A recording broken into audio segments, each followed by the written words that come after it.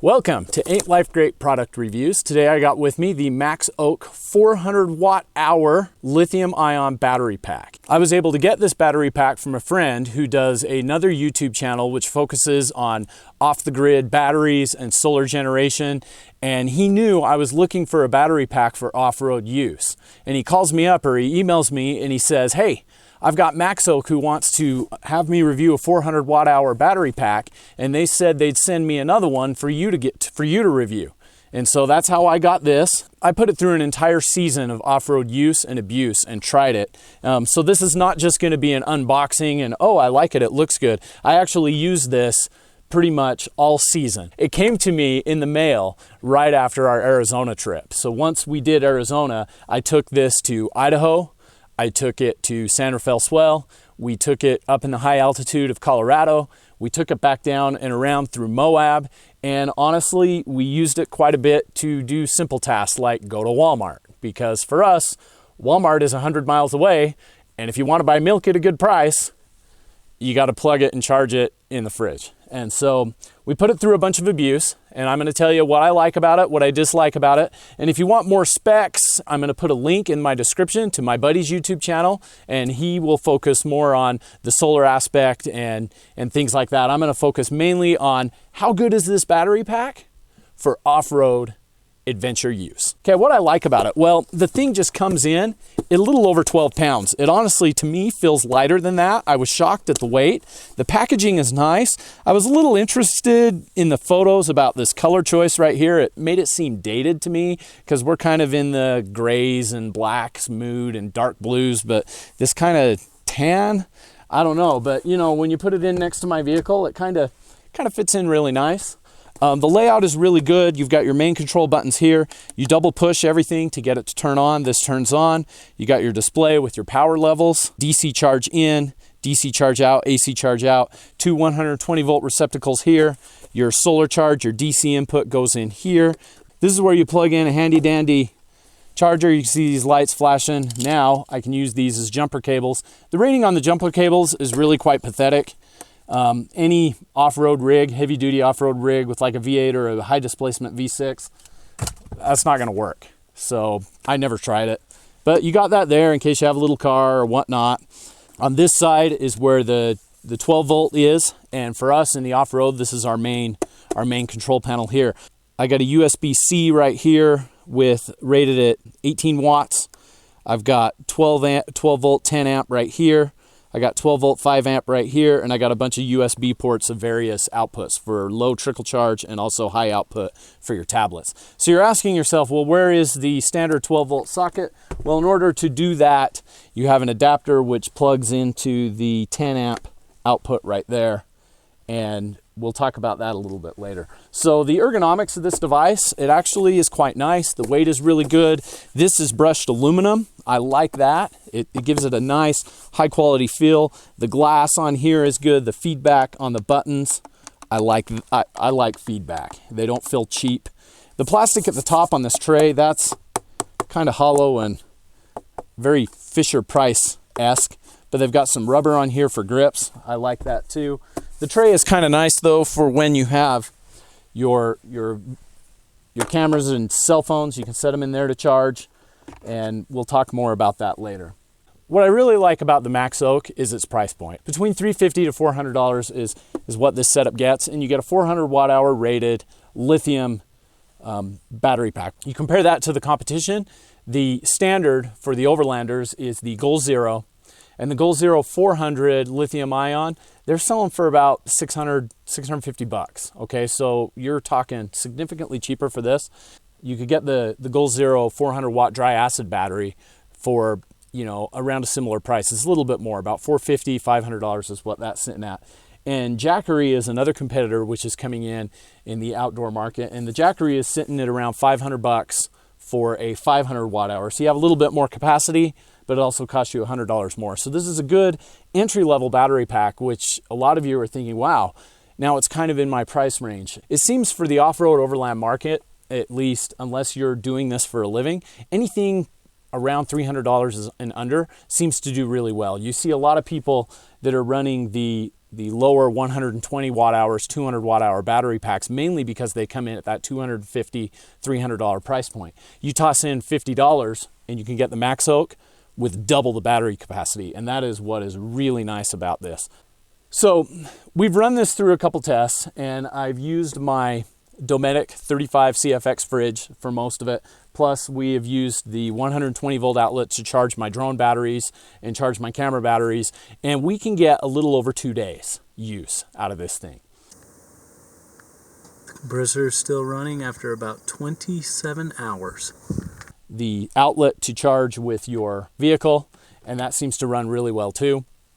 You'll see that Maxoak states that you won't be able to charge this fully on the vehicle 12 volt. I'm not sure why, because it dumps in 60 watts. So you think if you have no load, you should be able to charge it full.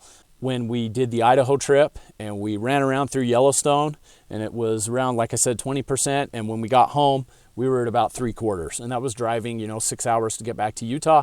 So yeah, you might not get a full charge, but at 3/4, you can go another full day, which is about key for this. If you're going to stay at camp for longer than 2 or 3 days, you may want to bump up in capacity. But if you're going to stay in camp for a day and a half or 2 days max, and then drive to the next spot, and you'll be driving significantly longer, then this will last.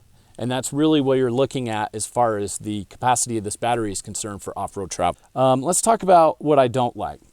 These are primarily marketed for CPAP machines and for people that need a CPAP machine to run when the power goes out. And so you'll see the 120 volt adapters will be prominently on the front of the machine with the control panel right here, while your 12 volt DC stuff is off to the side. But that's kind of a problem. Your USB ports sit kind of high. And so if you're using smaller USB cable, depending on what you have, you may or may not have enough. Cords are in the way. I would have liked to have seen them more down here or more in the front area. The 12 volt cord here will show it comes in, it's really flimsy. And then you plug in the device here and it puts weight on here, and you'll see this, you can see that kind of vibrate as you're driving. And there, it just fretted out. Did you see that again? You start going over washboard roads and it'll fret right out. I've never had it pop all the way out. I have had this come where I've checked it and the light's off. And I'm not sure what happened. I'm not sure why it went off. I think it might have overheated because it was a hot summer day. We put this through the summer. I asked my brother-in-law, who has the Goal Zero dry acid battery, and we were comparing them back and forth. He said his overheats and shuts off too. So I don't really fault the Maxoak for that, because we had a competitor's unit falling apart at the same time, or failing at the same time. For mounting, it would be really nice if we had some strap loops right here, so that we could take, we could put this in the loop of the vehicle right there, strap that through, then cinch it down with the claw and kind of hold that in there. I would like to see on a version 2 for the off-road use, I would like to see strap right here, and I'd like to see a strap mount right there, and you could tie that down really good with turnbuckles or ratchet straps. I haven't really found a really good way of mounting this, except for using a bungee cord and just simply looping it around the top. And I get enough tension on there that seems to hold it, but we have gone over some, with the tailgate up, that helps, but I've actually seen it like this. You can see that the lift gate can come up, and that's where I pulled it up, and you'll see that the power was off. And if I just had some loops that I could strap on both sides, I think I could get it more secure. That's kind of a small thing. The biggest complaint I have about this is charging. And let me tell you about that. You've got the lithium ion charging adapter, and you plug that into your outlet and you plug it in here, and it draws the watts down to get about 68 watts, 65, 68 watts on the charging cycle. And in order to step the current down to do that, they must have some kind of resistor in there, because the charger gets hot. I've seen it approaching 200 F with my infrared gun.